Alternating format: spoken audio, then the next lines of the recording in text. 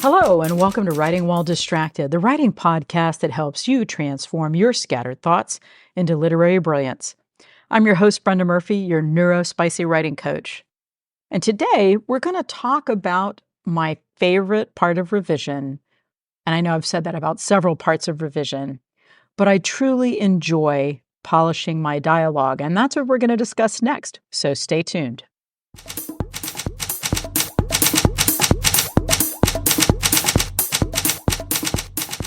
Hello, friends, and welcome back to Writing While Distracted. And today, as I said before, we're going to talk about dialogue and dig deep into a topic that I really feel can make or break a novel. And writing dialogue for a lot of people is the most difficult part of constructing a story. And it can be particularly challenging for folks who are neurodivergent. Whether you're on the autism spectrum, have ADHD, or whatever else, you might experience communication differently. And that's a strength because we can bring a fresh perspective to dialogue. And today we're going to share some strategies to help you make the most out of your strengths. First of all, we want to keep our dialogue when we're doing revisions. This is when I'm talking about and you can try it the first time around, but I often find that I need to polish my dialogue because whatever I spill out on the page during my first go at a manuscript is not my best work. And that's the point. It's a rough draft. You want to polish it and make it be the best it can be. So the first thing you want to do with dialogue is you want to keep it natural, but not boring. During a typical communication, we use a lot of fillers, we wander in our conversations. It can really trip you up in trying to make your dialogue sound like real life conversations. But real life conversations are messy. We go off on tangents, we use filler words, we interrupt each other, and there are pauses as we gather our thoughts. And that's okay while we're in person, but in a novel, trying to fit all of that in is going to make your dialogue soggy and weak and confusing. So you need to cut out the small talk and the filler words and make the conversation flow and move your story forward. That's the other part of dialogue. It shouldn't be dialogue simply for dialogue's sake. It should move your story forward. It should advance the plot or show us something about your character or about what's going to happen. It can be used for foreshadowing. It can be used to demonstrate fears that your character has. There's so many functions of dialogue. It is so critical to your story. People use contractions in real life. They don't typically say I am or do not. However, people speak differently depending on their upbringing, how they live their lives, their education, where they're from, where the story is set, time period. There are so many things that fall into that formal versus informal conversation. We also speak more formally with those people we don't know very well versus the people that we do know. So there are levels to conversation, and you can show characters getting to know each other and becoming more comfortable when they drop formal speech and fall into what would be more speech that you would have occur between friends or lovers or intimate people. I mean, those are the kinds of things you can show with dialogue, the progression of a relationship with how people speak to each other. You want to be mindful of people's relationships with how they communicate with each other. And as neurodivergent writers, we may think a little differently about communication. Maybe you're someone who prefers directness, or maybe you're more into subtlety. Either way, dialogue is a great way to show a character's personalities and emotions without having to explain it. And we all know that explaining things are not what our readers want. They want to see it on the page. They want to experience it, if you will, through the dialogue.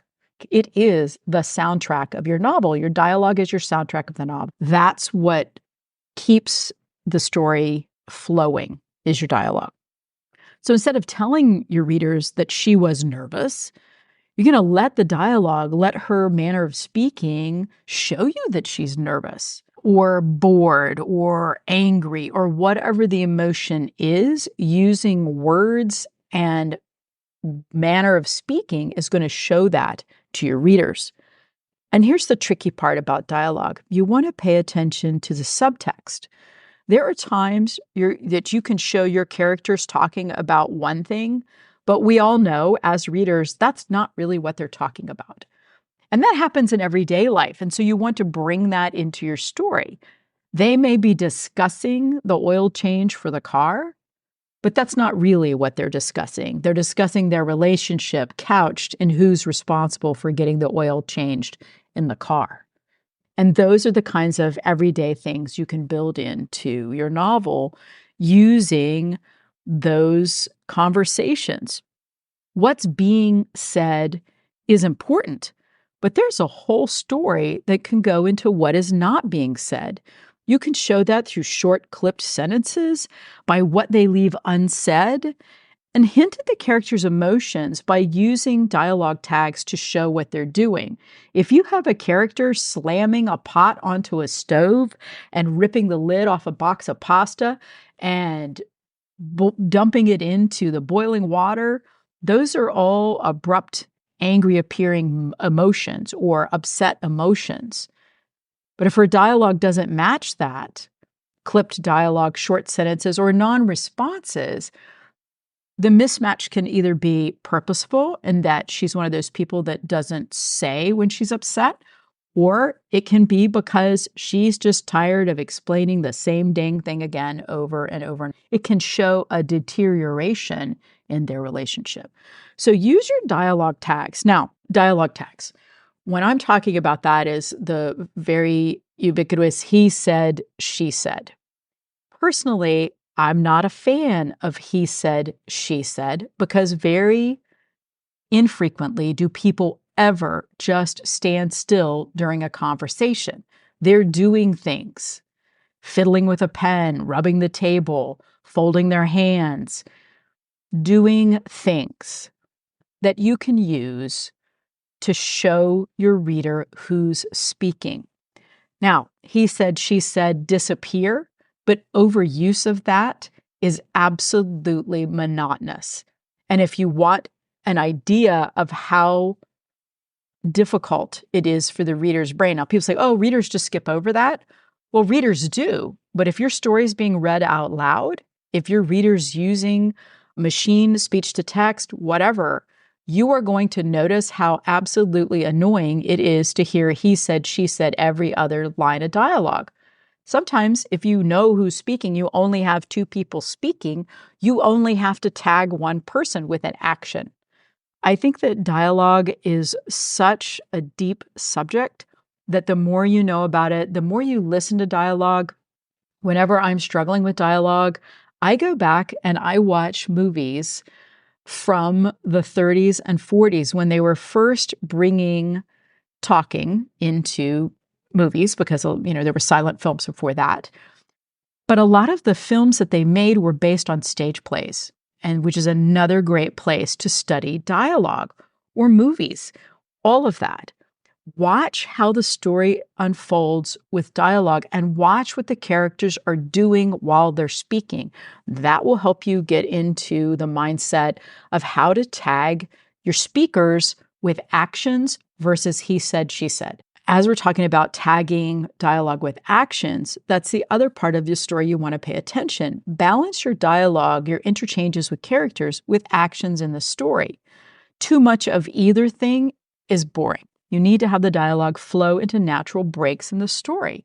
No one breaks into a very long monologue in the middle of a fist fight. Yes, they might say some things in a fist fight, but believe me, no one is going to give them time to stand back and have an entire page of dialogue unless the fist fight is over and somebody is laying on the ground so that they can talk. So don't do that. Don't have these long, drawn-out passages of dialogue while people are doing things. Balance it. You can have them talk while they're walking. You might have them chat a wee bit while they're running. But remember the natural pace of what they're doing and try and balance that out within your story. The other thing when you tag your actions is don't use those ly words.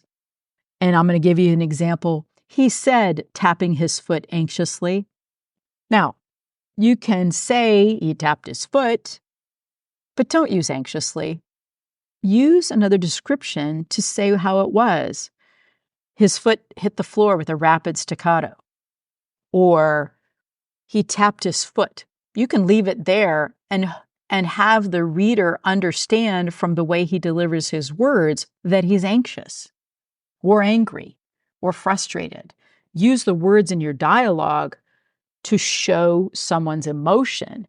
The tag that you're using, he tapped his foot, they rolled the program tighter in their hands, balled their hands into a fist, whatever other tag you want to put in there, have it match what's going on in the words.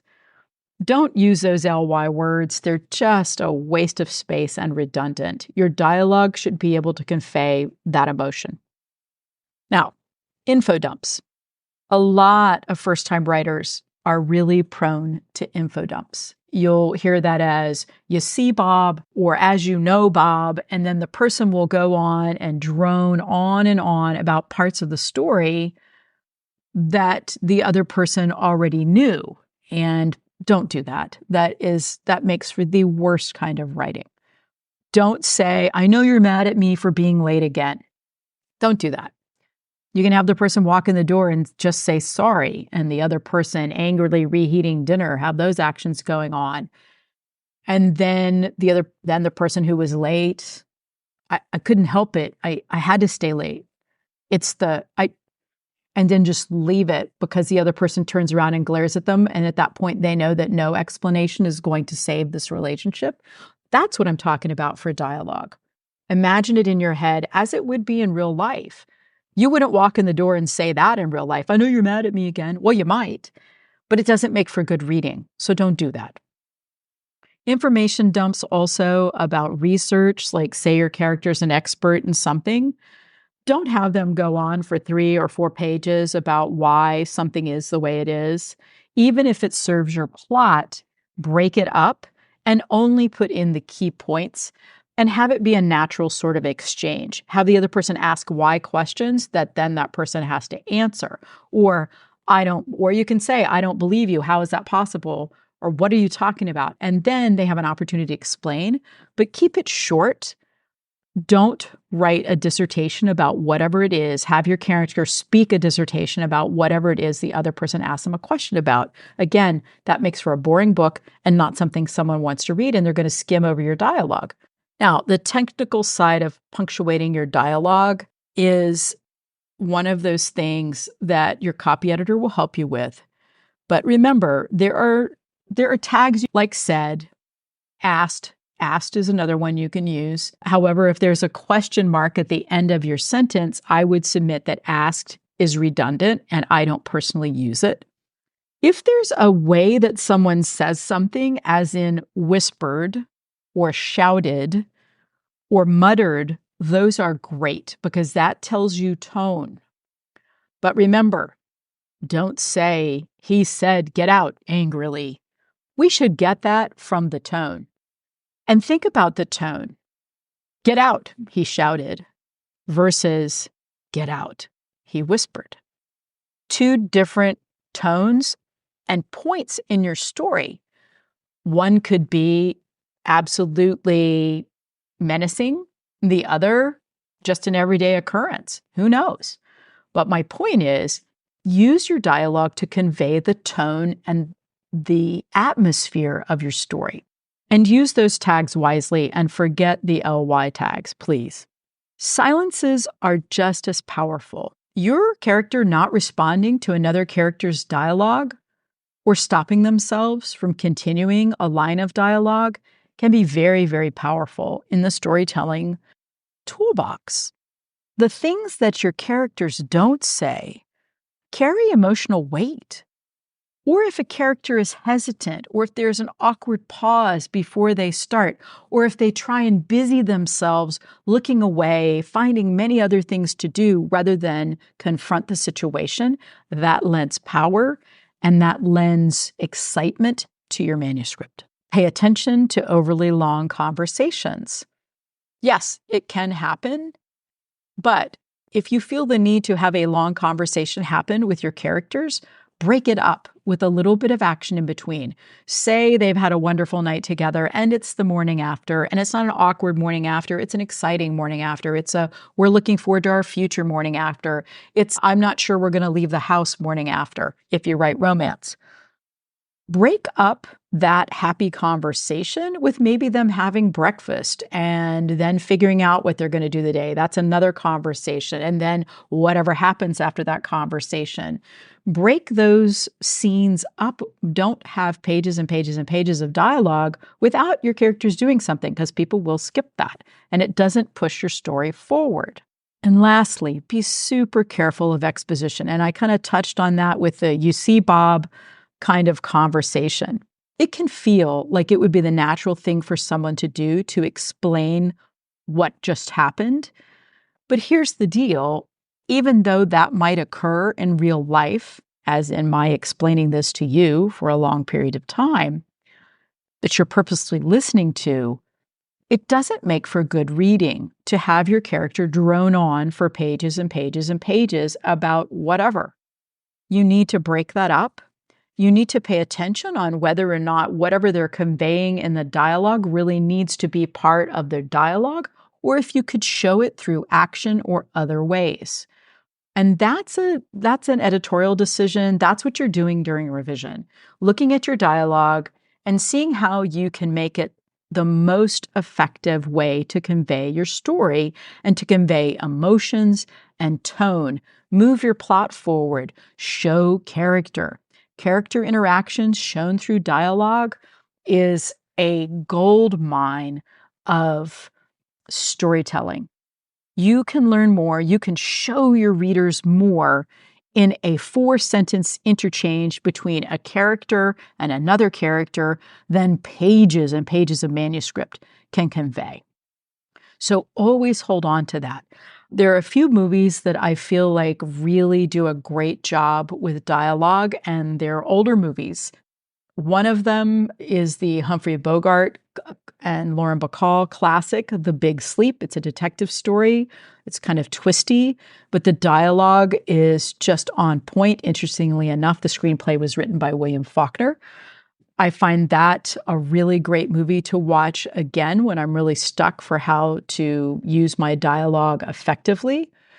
Some modern movies that I find use dialogue effectively are Good Will Hunting, Silence of the Lambs, The Big Chill, No Country for Old Men, The Big Lebowski, and Fargo.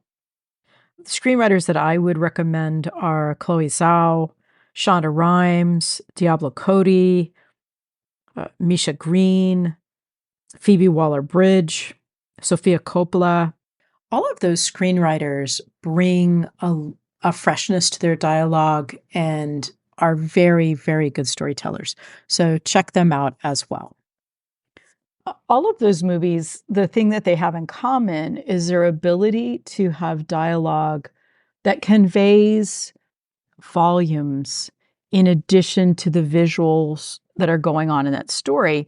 And why I watch movies for dialogue is that much of a movie's success depends upon its dialogue. We will have books that are infinitely more readable and relatable because there's no room for excess in a movie script. You have about 90 pages to tell a story. And in that 90 pages, what's going to be the prominent thing? Dialogue. That's the most important part to convey your story. And there are a lot of directors of photography that'll probably argue with me, but I'm going to say this.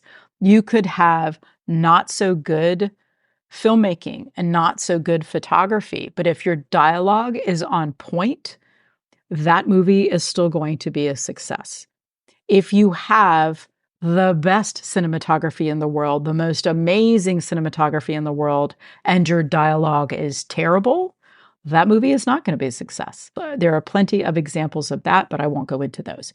So I hope I've given you a lot to think about and to remember as you're working on your dialogue. Remember, keep it natural, give each character their own voice, balance it with action, and make sure that your dialogue has a purpose.